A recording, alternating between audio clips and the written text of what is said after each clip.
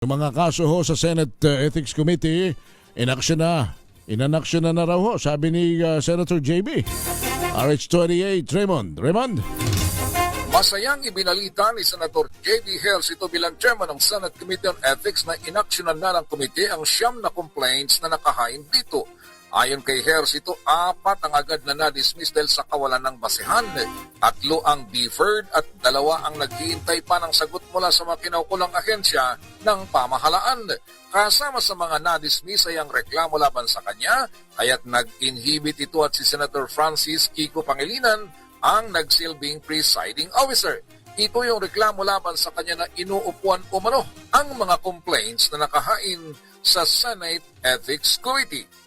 4 complaints were dismissed, considered frivolous. No? Ito na nireview na ho sa committee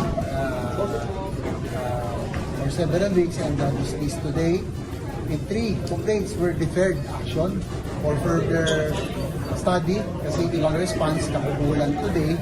So by next meeting, probably we will already dispose of the 3 deferred complaints. And 2 dockets need response from government agencies. Sa kaso ni Senator Ronald Pato de la Rosa ay hintayin muna nila ang kanyang kasagutan sa reklamo laban sa kanya.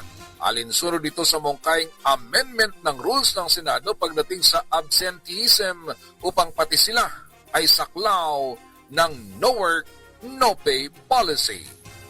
Ito si RH28 Raymond Nadbaas para sa DCRH, una sa Pilipinas, una sa Pilipino.